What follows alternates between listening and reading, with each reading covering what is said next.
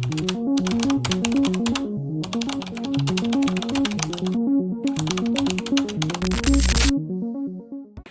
morning. What is your full name? My full name is Shamim Alam. What shall I call you? Please call me Shamim. Okay, Shamim. In this first part, I'd like to ask you some questions about yourself. Where are you from? I'm from Sylhet, which is a small district in the northeast corner of Bangladesh.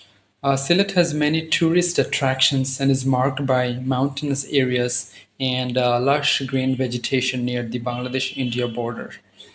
Do you work or study? I work. I am a senior project coordinator at an information technology company located in the capital.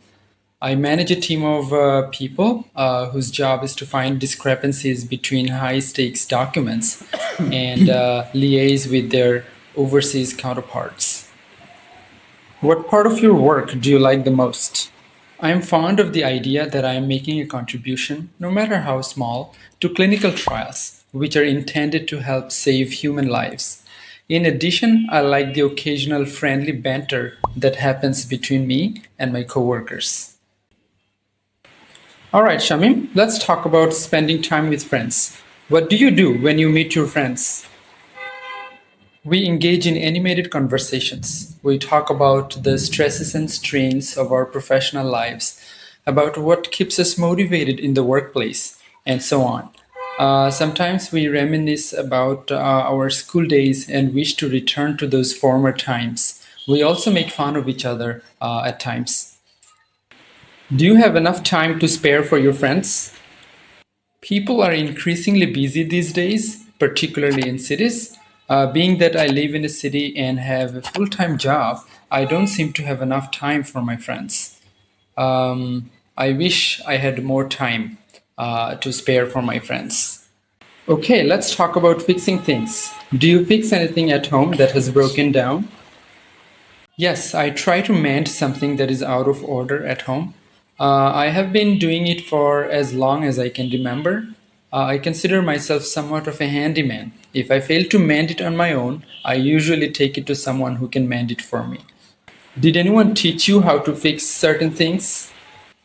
No, I don't remember anyone teaching me how to fix anything in particular. In my childhood, I used to take apart electronic devices such as the cassette player and even my bicycle. I would then put them back together. That might have helped. What do you do to something that is not fixable? If I come across something that is beyond repair, I try to recycle or repurpose the object. If this is not an option, I simply dispense with it and then try to forget about it. All right, Shamim, you have a piece of paper and a pencil on the desk, right? Yes. I'm going to give you a topic and I'd like you to talk about it for 1 to 2 minutes. You have 1 minute to think about what you're going to say. You can make some notes if you wish. Do you understand? Yes, I understand. Can you see my screen? Yes, I can. I'd like you to describe a job that you find interesting.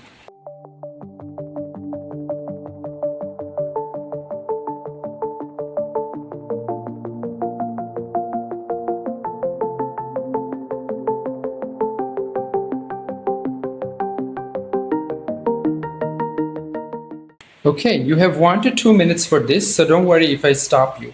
I'll let you know when the time is up. Could you start speaking now? A long time ago, I worked as a copy editor for the Daily Star, the most circulated English daily in Bangladesh. I was responsible for editing and proofreading news reports so as to make them fit for publication. As I worked, I soon fell in love with this job because of how interesting it seemed to me. Editing and proofreading of news reports involves getting the story right, fact-checking the details, improving the organization of thoughts, getting rid of grammatical and stylistic errors, and so on. For example, I found many reports that contained errors in the use of tenses and articles. I made sure that those errors were no longer there as a result of my editing and proofreading. Because of the nature of this job, you often have to look up words in the dictionary. I came to know about editing and proofreading when I received a job offer from the newspaper soon after finishing my bachelor's degree. My master's classes were about to begin at the time, so I joined the newspaper because why not? I would do the job 6 days a week, about 6 hours a day. I had already had some familiarity with the job of editing and proofreading because of my English studies at university.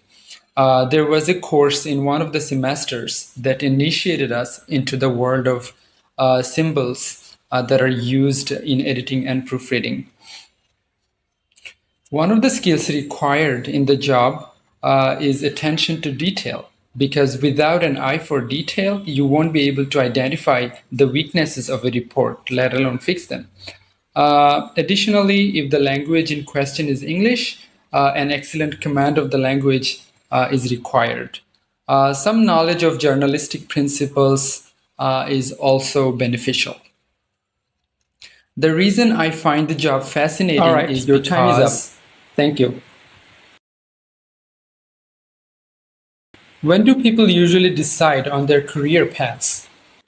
Some people make such career decisions at university, either when they're choosing their majors or later when they're pursuing their first degree. And there are others who make up their minds earlier, at college, for example. Plus, there are people who never make any career decisions whatsoever. I see.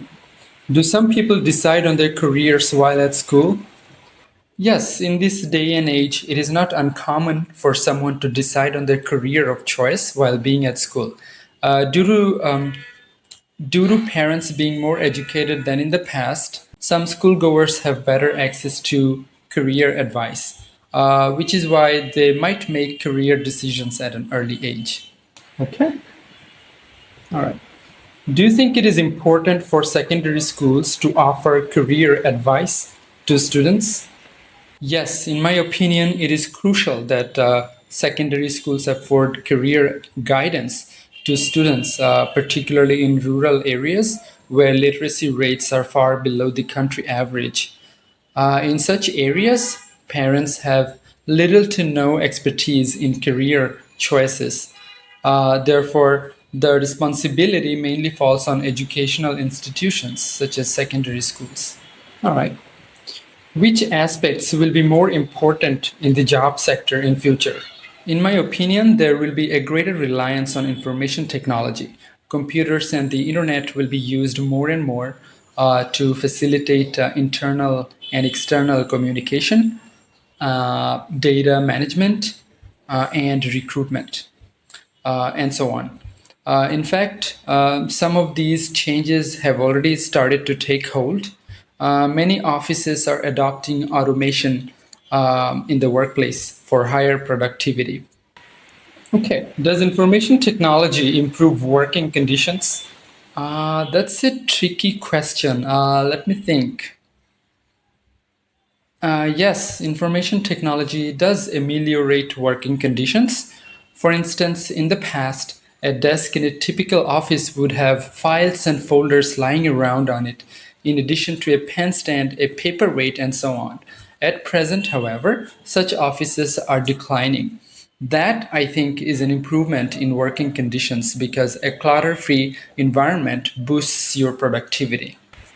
All right, Shamim. Thank you very much. That is the end of the speaking test.